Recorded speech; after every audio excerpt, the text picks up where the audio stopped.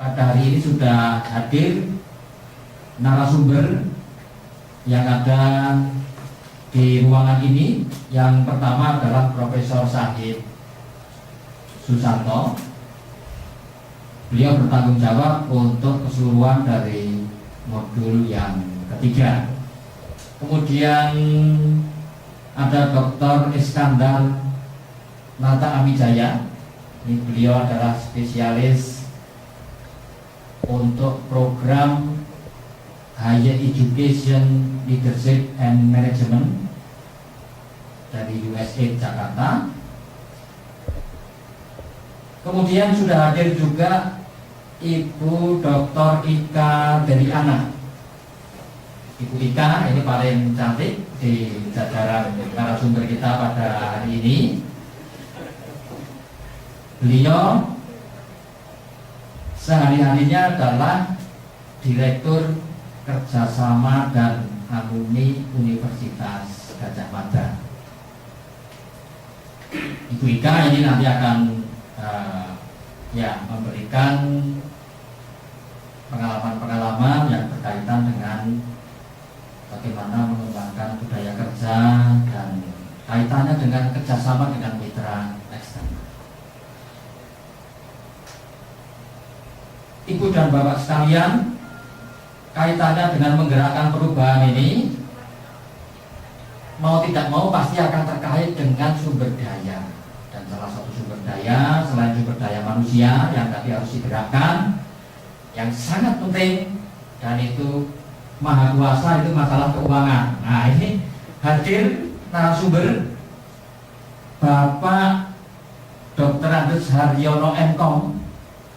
Ini beliau dosen di Fakultas Ekonomika dan Bisnis Universitas Gadjah Mada. Namun dosennya itu hanya sambilan karena sehari-harinya sebetulnya beliau itu urusannya dengan manajemen keuangan di Universitas Gadjah Mada, menjabat sebagai Direktur Keuangan di Universitas Gadjah Mada. Beliau sudah menjabat selama hampir 7 tahun ya Pak ya? Atau lebih? 6 tahun. Wah, 6 tahun. Hampir Pak. 6 tahun sebagai Direktur Keuangan di UGM. Ini mengalami berbagai macam pola pengelolaan keuangan, baik itu pola pengelolaan keuangan dari sebuah perguruan tinggi yang berbadan hukum, dulu statusnya badan hukum milik negara, merasakan untuk mengelola sebagai satu satker, juga sebagai badan layanan umum. Jadi pengalaman beliau di dalam berbagai macam skema pengelolaan keuangan perguruan tinggi ini sangat baik.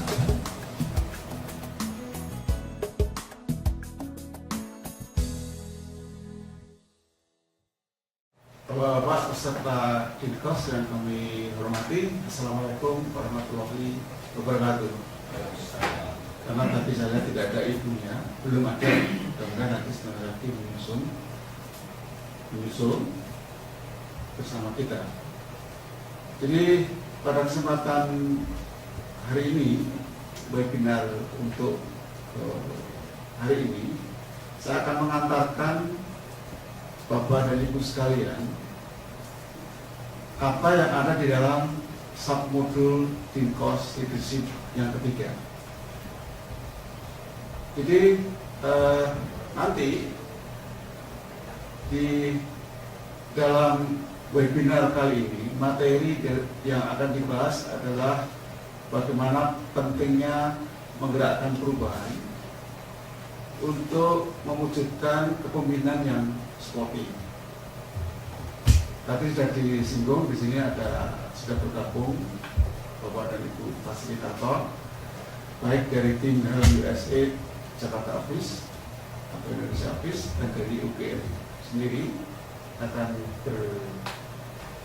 berinteraksi dengan Bapak dan Ibu sekalian. Substansi di dalam submodul 3 ini saya ingin mengingatkan sebetulnya di dalam web sudah tersedia semua. Yang pertama adalah menggerakkan perubahan, nanti Bapak Iskandar yang akan memberikan sedikit ulasan, mengingatkan saja. Dan peran pimpinan fakultas dalam membangun budaya kerja dan kemitraan dengan eksternal stakeholder. Di sini ada Ibu Dr. Ika. Dan peran pimpinan fakultas dalam perencanaan dan pengelolaan keuangan. Seperti tadi disebutkan, di sini ada fasilitator Bapak Haryono dan Kom. Dan yang terakhir adalah peran pimpinan fakultas dalam penjaminan itu.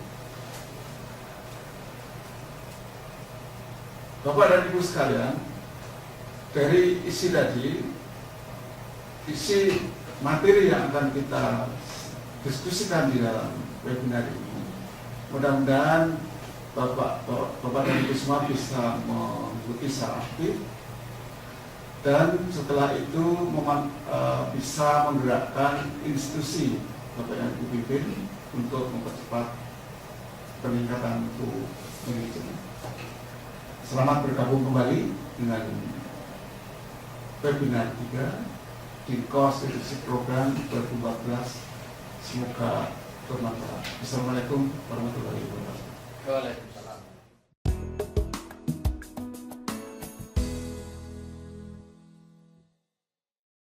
Baik, Assalamualaikum warahmatullahi wabarakatuh. Selamat siang kawan-kawan yang ada di Indonesia bagian timur dan bagian tengah. Terima kasih atas kehadiran Bapak dan Ibu di dalam event ini. Dan tentunya ini bukan hal yang mudah karena memerlukan waktu yang khusus, kemudian juga fasilitas yang mungkin agak sulit untuk dilakukan dengan baik. Baik, untuk menghemat waktu, barangkali saya ingin menyampaikan di sini bahwa di dalam modul 3 ini saya memberikan atau menyampaikan 2 buah modul. Pertama adalah bagaimana mengelola suatu perubahan, dan yang kedua adalah bagaimana peran dari pimpinan fakultas di dalam memfasilitasi kegiatan penelitian, pengabdian kepada masyarakat. Nah, sebenarnya di dalam yang pertama tadi, di dalam mengelola perubahan itu ada banyak cara, banyak metodologi dan juga banyak teorinya. Tetapi di sini karena kita ingin hal-hal yang praktis, maka saya menyampaikan saja salah satu dari metode tadi, yaitu metode dari Kotter, ya, dari Kotter. Dan di situ di dalam modul itu Bapak dan Ibu melihat ada 8 langkah. Nah, silakan dipelajari karena di dalam bagian-bagian berikutnya itu saya mencoba menjelaskan arti dari setiap langkah tersebut. Nah, ada beberapa variasi sebetulnya di dalam langkah-langkah tersebut, tapi kita yang penting memilih salah satu saja, dan kita bisa praktikkan dengan baik. Baik, itu ada 8 langkah, mulai dari bagaimana menciptakan bahwa perubahan itu suatu hal yang sangat penting dan tidak bisa ditawar lagi. Perubahan itu barangkali datangnya dari internal maupun dari eksternal. Dari internal barangkali mulai dari adanya perubahan uang kuliah tunggal yang selama ini banyak dibicarakan. Dari luar barangkali adalah masalah relevansi dari lulusan kita sendiri. karena di luar itu perubahannya cukup cepat dan perubahan kita harus mencoba menyesuaikan relevansi dari para mahasiswa kita, terutama kompetensinya di dalam dunia kerja dan dunia bisnis. Sampai dengan barangkali yang ke-8 itu adalah bagaimana kita membudayakan atau memantapkan hasil dari perubahan tersebut agar supaya bisa dipakai secara berkelanjutan. Kemudian di dalam yang modul berikutnya adalah peran dari pimpinan fakultas ataupun departemen ataupun jurusan di dalam memfasilitasi kegiatan penelitian dan pengabdian pada masyarakat. Nah, memang betul bahwa pada umumnya di perguruan tinggi itu sudah ada unit yang disebut dengan lembaga penelitian, ada juga yang disebut dengan lembaga pengabdian pada masyarakat terpisah, ada juga yang sudah menjadi satu, seperti hanya dengan UGM ini, yaitu lembaga penelitian dan pengabdian masyarakatnya sudah menjadi satu. Di beberapa perguruan tinggi sulit menjadi satu karena posisi ketuanya barangkali ada 3 yang menjadi satu. Nah, itu biasa menjadi masalah gitu ya. Tapi asal masing-masing mengetahui bagaimana fungsinya adalah sebagai fasilitator. Maaf.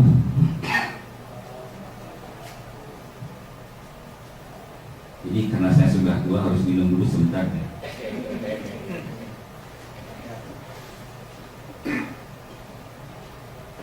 Nah, kita sebagai fasilitator tentunya kita tidak bisa pasif. Kita harus proaktif menghubungkan antara PPM dengan prodi yang membuat kegiatan tersebut, karena dosen-dosen peneliti itu adanya di masing-masing prodi, tidak terpisah dalam suatu unit tertentu. Nah, bagaimana memfasilitasi, bagaimana menghubungkan antara kedua unit tadi, antara PPM dengan prodi, dan bagaimana kita harus mencoba untuk mengakomodir rensranya dari universitas. Rensra universitas di dalam kegiatan penelitian dan pengabdian pada masyarakat pasti sudah ada. Kemudian barangkali kita harus mencoba untuk bekerja sama dengan APPM, bekerja sama dengan prodi, menerjemahkannya ke dalam suatu kegiatan yang terprogram. Nah, di situ di dalam modul ini saya sudah mencoba secara sederhana bagaimana langkah-langkah yang diperlukan secara diagramatis, itu dijelaskan di dalam modul tersebut. Nah, mungkin masih ada pertanyaan. Kami persilahkan nanti pada kesempatan tanya jawab. Saya kira cukup sekian dulu dari saya. Terima kasih atas perhatiannya.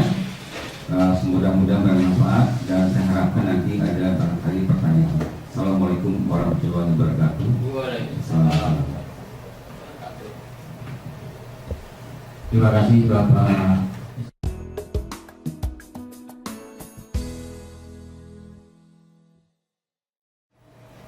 Pagi Bapak dan Ibu sekalian, Assalamualaikum warahmatullahi wabarakatuh. Saya mendapat tugas mewakili universitas untuk menyusun modul yang di sini adalah Higher Education Leadership and Management Module untuk submodul 3A2. Tugas yang diberikan kepada kami adalah peran pimpinan fakultas dalam membangun budaya kerja dan kemitraan dengan external stakeholders. Nah, modul ini sebenarnya disusun karena banyak sekali pertanyaan-pertanyaan, misalnya bagaimana saya dapat bersaing, institusi saya dapat bersaing dengan institusi lain yang sudah sangat maju. Apalagi kalau kita di Indonesia kemudian berada dalam konstelasi yang lebih besar, maka seolah-olah kita ini rasa-rasanya kok kalau kita mengejar sesuatu itu tidak mungkin ya, dan sebagainya. Padahal sebenarnya ketika kemudian kita melakukan suatu kajian atas institusi kita, maka sebenarnya masing-masing institusi yang tadi Pak Singgi sudah menyebutkan dengan kompleksitasnya sendiri-sendiri, dengan governance-nya sendiri-sendiri, itu memiliki keunggulan yang di institusi lain sebenarnya tidak ada. Ini yang pertama kali harus mungkin menjadi kendala di dalam melakukan kerjasama eksternal. Nah, kemudian ini sebenarnya, dimana kita sebenarnya tadi seperti yang disampaikan juga oleh Pak Iskandar, bahwa memang harus ada shifting paradigm dan perubahan budaya kerja. Jadi bagaimana kita menjalankan institusi kita, meramming institusi kita itu seperti suatu quote-unquote perusahaan begitu dengan budaya korporasinya. Karena selama ini di perguruan tinggi mungkin kita terbiasa dengan luxurious, karena seolah-olah perguruan tinggi itu lebih dari yang lain dan sebagainya, sehingga kita bekerja itu tanpa ada semacam kompetisi dengan institusi-institusi di sekitar kita juga yang mereka sangat cepat majunya. Nah, modul ini diharapkan dapat membantu kita untuk bagaimana kita bisa menemukan dan melakukan evaluasi diri yang itu berguna untuk mengembangkan institusi kita untuk mencapai kerjasama eksternal yang dapat mendukung pengembangan institusi kita. Di tabel ini dan juga di modul sudah kami sampaikan juga bahwa budaya akademik kita itu biasanya teoritis, normatif, sedangkan budaya korporasi yang sesungguhnya itu sudah diterapkan oleh perguruan tinggi luar negeri dan juga perusahaan-perusahaan besar dan juga beberapa institusi yang lain itu biasanya didorong oleh pasar. Kemudian kita ini terbiasa riset kita itu sangat akademis, non-profit, kemudian juga kadang terlepas dari konteks masyarakat dan sebagainya, padahal kita memiliki suatu keunggulan yang itu tidak pernah kita angkat. Kemudian di institusi yang lain itu mereka sudah mengembangkan budaya korporasi yang dengan respon yang cepat. Kita kadang-kadang frustrasi sendiri saat kita ingin merespon cepat, ternyata staf kita itu sangat lamban dalam melakukan berbagai hal, surat ada yang hilang dan sebagainya. Itu kita alami tidak hanya di perguruan tinggi yang baru, tetapi justru juga di perguruan tinggi yang sudah established pun masalah demikian itu belum bisa kita atasi. Kemudian seperti tadi juga disampaikan bahwa di perguruan tinggi kita itu budaya otonomi yang itu berorientasi pada performance based dan administrasi yang praktis itu belum dapat berjalan dengan baik. Nah, inilah sebenarnya yang kemudian kita ingin bersama-sama mencoba untuk menggali apa yang ada di perguruan tinggi kita masing-masing. Bagaimana kemudian kita bisa menggerakkan institusi kita itu menjadi berubah bukan administrative based tetapi performance based.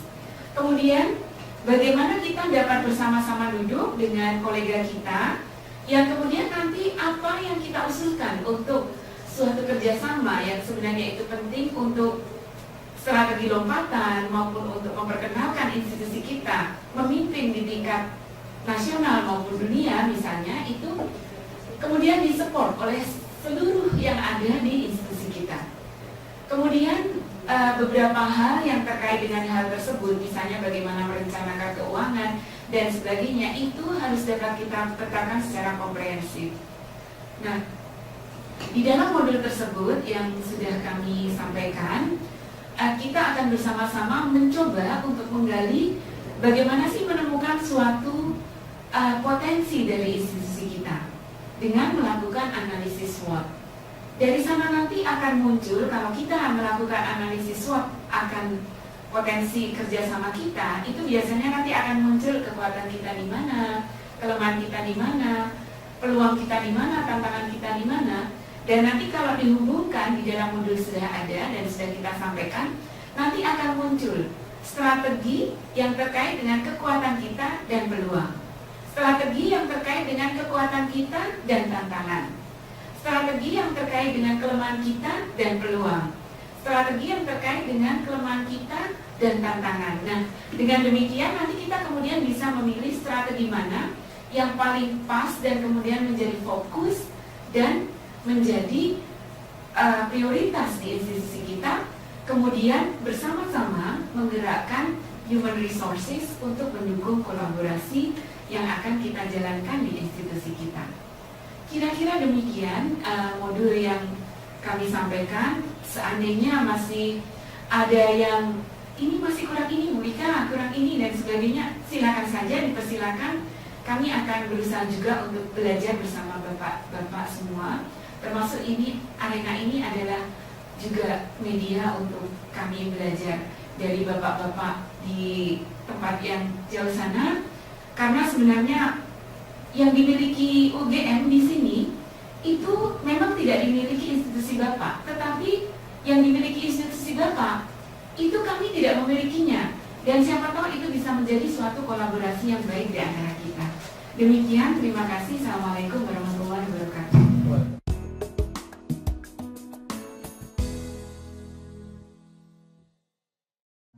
Bagaimanapun perubahan itu memerlukan biaya. Tanpa biaya tidak bisa berubah ini. Ini yang ahli adalah Bapak Dr. Agus Haryono MKom, Direktur Keuangan. Kami persilahkan Pak Haryono. Oke, terima kasih Pak Singgi. Di bawah yang saya hormati, Assalamualaikum warahmatullahi wabarakatuh. Seperti yang sudah disampaikan oleh Bapak dan Ibu sebelumnya, jadi terkait dengan bagaimana kita mengelola perguruan tinggi, ya, dan tantangan yang kita hadapi, dan itu membutuhkan suatu perubahan. Perubahan tidak hanya didorong dari sisi internal, tapi juga dalam tanda kutip dipaksakan dari sisi eksternal. Maka kami dari UGM mencoba untuk sharing dalam modul 3B ini, peran pimpinan fakultas dalam perencanaan dan pengelolaan keuangan perguruan tinggi, mencoba untuk berbagi pengalaman UGM mengelola perguruan tinggi, baik pada waktu itu sebagai Satker Ekonomi pada waktu menjadi PTN, kemudian dipaksakan oleh pemerintah menjadi PT BHMN, yang kemudian berubah menjadi BHP. Kemudian belum ada 1 tahun BHP dibatalkan, berubah menjadi Satker PLU, dan sekarang ini kita memasuki masa transisi lagi menjadi PTNBH. Jadi perubahan kebijakan peraturan ini akan membawa dampak yang signifikan terhadap perubahan pengelolaan keuangan. Dulu penerimaan dana masyarakat UGM sebagai penerimaan negara pada waktu BHMN berubah menjadi non-PNBP, kemudian berubah lagi menjadi PNBP pada waktu BRU, dan saat ini kita juga kembali lagi menjadi non-PNBP. Jadi Bapak Ibu sekalian mohon tidak pusing dulu di awal ini ya, karena memang tuntutannya nanti diharapkan dari program HELM ini ada peningkatan status perguruan tinggi negeri khususnya. Kalau yang PTS bisa jadi mungkin sama, sekarang posisi kita sebagai PTNBH ini kita memiliki otonomi di bidang non akademik, khususnya di bidang keuangan. Ini yang mau tidak mau seperti disampaikan oleh Ibu Ika tadi, butuh peran yang semakin aktif, peran yang semakin inovatif. Bisa dikatakan dalam mengelola perguruan tinggi ini, mau tidak mau, suka tidak suka, kita dituntut untuk mengelola seperti halnya organisasi korporasi. Organisasi yang harus tidak hanya survive, tapi harus bisa tumbuh berkembang. Dan dalam pengelolaan dan perencanaan keuangan ini, seringkali perguruan tinggi dihadapkan pada kendala keterbatasan. Keterbatasan sumber daya keuangan, khususnya alokasi yang kita terima dari pemerintah makin hari semakin berkurang, ya, khususnya untuk kegiatan-kegiatan dalam konteks operasional maupun tridharma. Di sisi yang lain kita dituntut untuk meningkatkan kualitas dalam layanan, kualitas dalam output perguruan tinggi. Oleh karena itu peran dalam perencanaan keuangan dan pengelolaan keuangan ini menjadi suatu hal yang sangat signifikan dampaknya dalam mendorong tercapainya tujuan terbang perguruan tinggi. Ada beberapa isu yang sekarang ini perlu kita cermati. Yang pertama kaitannya dengan bagaimana kita menyusun anggaran. Yang dulunya kita lebih banyak bicara seperti shopping list ya, kita membuat daftar belanja tanpa memperhatikan sebetulnya misi tujuan kita apa. Makanya dalam konteks penyusunan anggaran kita sekarang harus bergeser pada anggaran berbasis kinerja. Apa yang menjadi tujuan utama dari perguruan tinggi kita, itulah yang menjadi fokus, menjadi hal yang perlu kita support dari sisi keuangan. Kemudian yang kedua dari sisi SDM, kita tahu bahwa pimpinan perguruan tinggi termasuk para dekan, wakil dekan itu adalah orang-orang yang pakar dalam bidangnya. Tapi kita juga sadari bahwa tidak semua pakar itu bisa menjadi pakar dalam bidang yang lain. Jadi kalau di Jogja ada namanya HKBI itu tidak berarti semua harus dikuasai. Jadi kita perlu juga memiliki jiwa kewirausahaan, jiwa kolaborasi dengan pihak-pihak lain dalam rangka untuk memperkuat support pendanaan untuk aktivitas-aktivitas perguruan tinggi.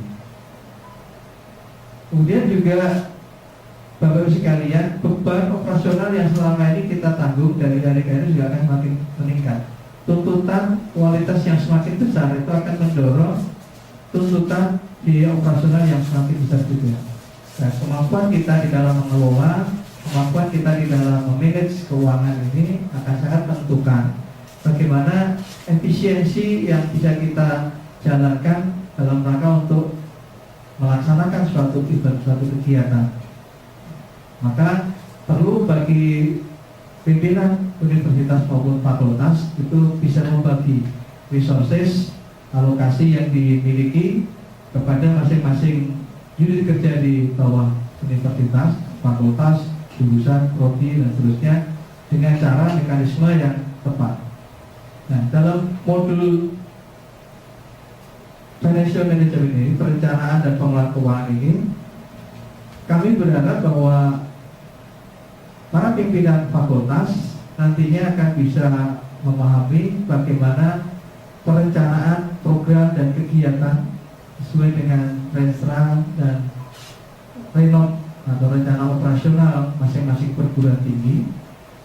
Bagaimana kita bisa menggali sumber-sumber pendanaan yang tersedia. Jadi pendanaan kalau kita bergantung sepenuhnya pada pemerintah biasanya akan sangat sulit.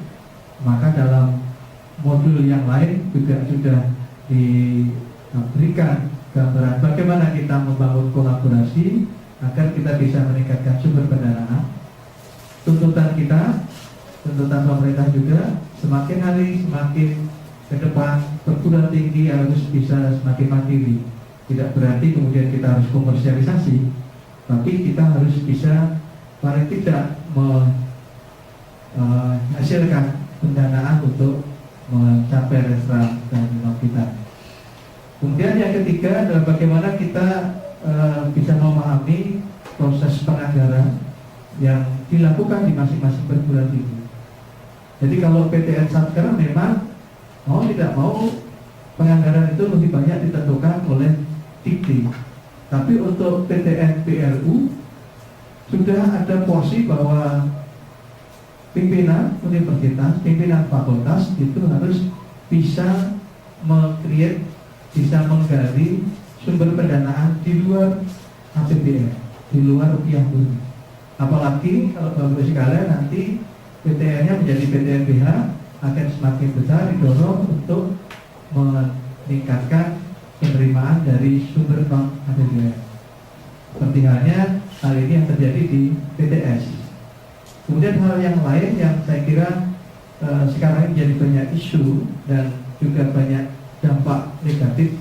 Beberapa pimpinan universitas di beberapa perguruan tinggi terkena kasus dalam kaitannya dengan pengadaan barang dan jasa. Ini saya kira bukan hal yang harus dihindari, tapi kita bagaimana mencoba memahami dan mencoba melaksanakan dengan cara yang baik. Dalam modul ini kami mencoba untuk berbagi proses pengadaan barang dan jasa dan apa yang harus kita pahami.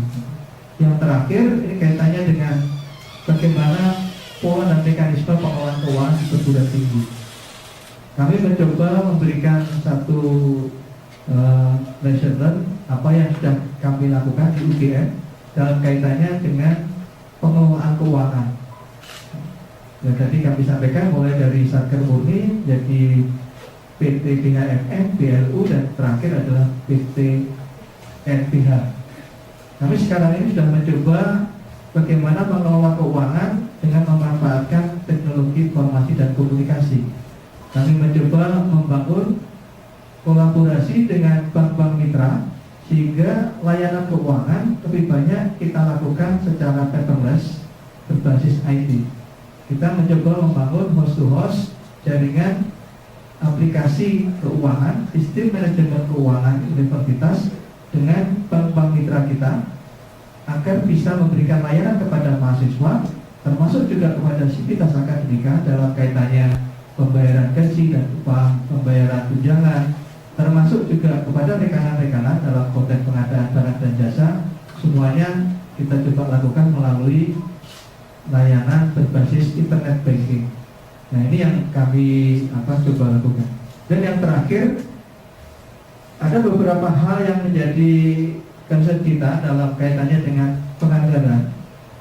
Ada ibaratnya salah kaprah dalam perencanaan kegiatan dan penganggaran, bahwa anggaran itu hanya sekedar pekerjaan teknis, sehingga itu cukup dilakukan oleh staf kita. Padahal ini merupakan hal yang sangat urgent, hal yang sangat esensial menentukan keberhasilan kita dalam mencapai tujuan perguruan tinggi. Staf teknis kita seringkali mereka hanya berpikir secara administratif, secara teknis, sehingga dalam menyusun anggaran tahun ke depan mereka hanya menghitung anggaran tahun ini ditambah dengan sekian persen untuk menjadi anggaran tahun depan. Hal ini bisa menjadi fatal kalau kita kemudian kaitkan dengan target tujuan perguruan tinggi tadi, karena ini akan sangat jauh dari yang namanya anggaran berbasis kinerja. Kemudian hal yang lain, seolah-olah urusan perencanaan dan penganggaran ini menjadi tugasnya wakil rektor atau pembantu rektor bidang keuangan atau juga wakil dekan bidang keuangan. Padahal di dalam membuat penganggaran itu akan sangat terkait dengan kegiatan-kegiatan tridharma yang lain. Kegiatan keuangan ini merupakan kegiatan pendukung tridharma, sehingga kalau kegiatan tridharmanya sendiri tidak diperhatikan dengan baik, ini akan menjadi permasalahan. Jadi nanti bisa saja kegiatan yang akan dilaksanakan tapi tidak ada anggarannya, kegiatan yang ada anggarannya tapi tidak dilaksanakan. Nah, ini akan menjadi bumerang yang sangat besar bagi pencapaian tujuan perguruan tinggi. Dan yang terakhir, biasanya selalu kita melihat karena penganggaran ini atau pengelolaan keuangan ini lebih banyak bicara administratif dan teknis, seolah-olah ini adalah tugas dan beban tanggung jawab kepala bagian keuangan, kepala biro keuangan, atau mungkin malah pada level staf keuangan. Padahal ini merupakan hal yang sangat menentukan dalam kaitannya pencapaian tujuan organisasi perguruan tinggi kita. Saya kira itu yang bisa saya sampaikan. Mungkin nanti kalau ada hal yang bisa kita memberikan hal yang lain di luar modul, kami akan senang hati untuk memberikan respon. Terima kasih. Assalamualaikum warahmatullahi wabarakatuh.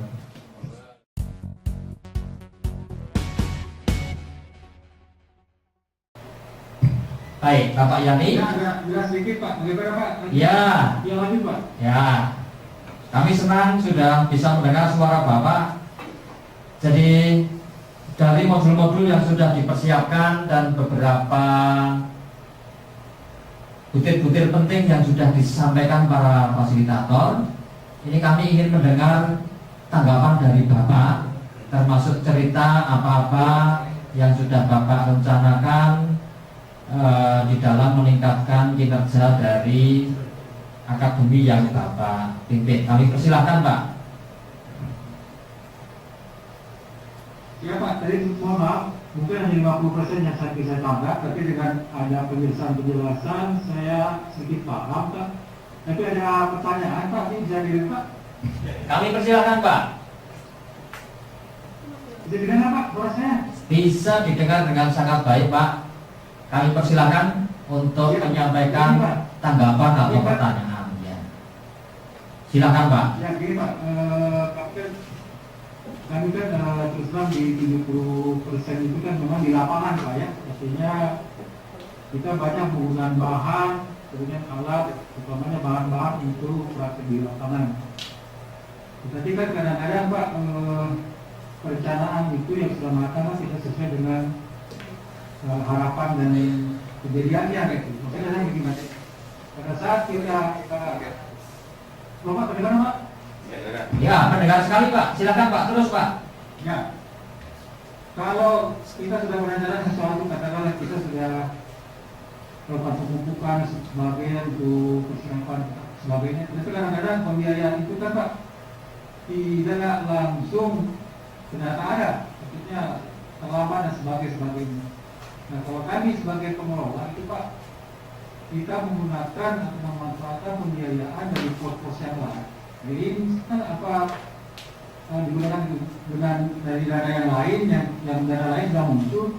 Apakah cara-cara begitu dibenarkan atau sudah lazim Pak? Maksudnya kalau untuk dilaksanakan itu, artinya kita menggunakan pos keuangan dari pos yang lain, padahal peruntukannya, tapi nanti diganti kan pada saat ada pakai kebutuhan apa itu digunakan jadi salah gitu Pak. Baik, sudah Pak Yani? Pertanyaannya sudah? Sudah Pak. Oh iya, terima kasih Pak Yani.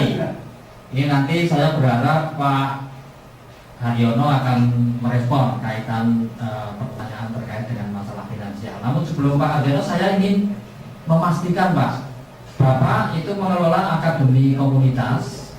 Itu saat ini apakah betul masih sebagai PDD Pak, program di luar domisili dari Politeknik Kombina? Ya betul. Baik, berarti anggaran dari pemerintah itu disalurkan melalui politekniknya. Ya. Ya, baik. Kemudian juga ada sumber pendanaan dari dana masyarakat, betul ya Pak ya? Ya dari itu Pak, dari pembina. Dari pembina. Politeknik Kombina. Kemudian Ya, Politeknik Kombina. dana dari mahasiswa ada Pak? Kalau SPP ada dari mana? SPP ada. Dari pemerintah daerah Pak?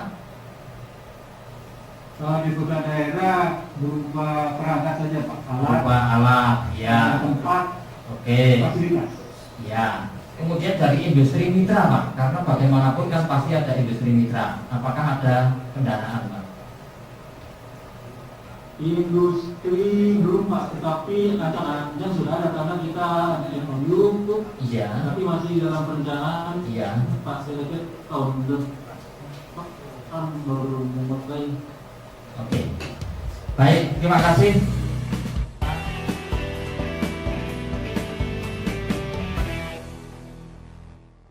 Ya, Pak Yani. Ya. Oke, saya kira permasalahan yang terkait dengan keterlambatan dana ini tidak hanya dihadapi di perguruan tingginya Pak Yani, tapi hampir sebagian besar perguruan tinggi kita menghadapi permasalahan seperti ini Pak. Termasuk juga kami di UGM Pak. Ya. Terutama dana-dana yang bersumber dari APBN. Dana yang bersumber dari APBN ini biasanya tidak bisa dengan cepat untuk kita peroleh. Nah, solusinya saya kira tadi yang Bapak lakukan itu merupakan hal yang lazim juga kami lakukan di UGM. Jadi dari alokasi dana yang lain kita memanfaatkan sebagai dana talangan itu istilahnya. Jadi kita gunakan untuk pembelian bahan dulu. Ya. Nanti begitu dana yang seharusnya kita gunakan untuk beli bahan tadi datang, baru kita gunakan untuk menutup dana talangan tadi. Jadi hal seperti ini tidak ada masalah Pak, ini bisa kita jalankan. Ya, diperbolehkan Pak. Ya, hari ini diperbolehkan. Yang penting Pak Yani, halo, halo, halo Pak Yani, halo, halo, halo Pak Yani. Terus Pak, saya tidak dengar. Oh. Halo Pak Yani. Yang penting ini Pak Yani, di dalam pengelolaan keuangan Bapak harus membuat catatan terkait dengan penggunaan dana talangan tadi.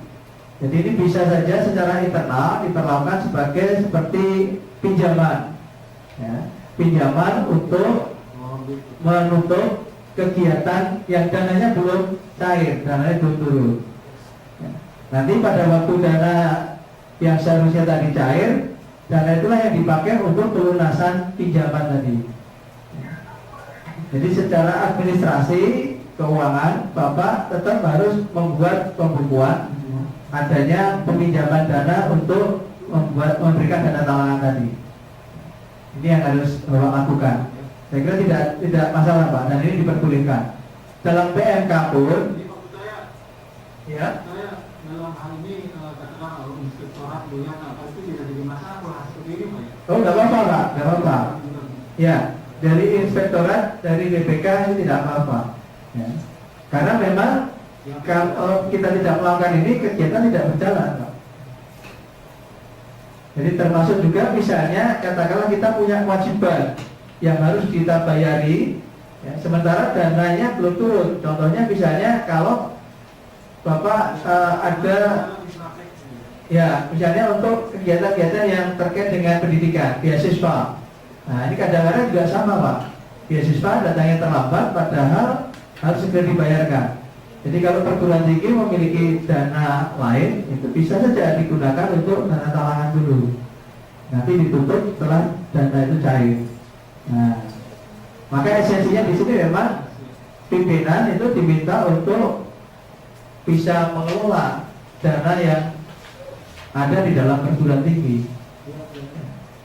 Jadi kalau peruntukannya tetap sesuai dengan anggaran yang dibuat, tapi dalam kaitannya pengelolaan keuangan, Bapak bisa memanfaatkan dana dari sumber lain untuk sementara menutup kegiatan yang akan dilakukan. Begitu Pak Yani, bisa dimengerti? Jelas Pak, jelas. Yang penting saya membuatkan catatan administrasi itu Pak, dikembalikan di yang akan datang gitu. Iya. Kalau dan namanya masuk itu Pak ya? Iya, iya. Terima kasih Pak. Baik, terima kasih Pak Yani dan peserta yang lain. Kalau tidak bisa online tapi mendengarkan sesi webinar kali ini, saya sebagai Ketua PIC di modul 3 mengucapkan terima kasih atas partisipasinya, dan saya harapkan semua partisipan bisa menyampaikan respon itu dalam bentuk tertulis singkat saja di dalam PowerPoint, karena itu penting artinya bagi kita untuk mengetahui dan sharing terhadap apa yang sudah ada di dalam modul yang kita upload di dalam webinar.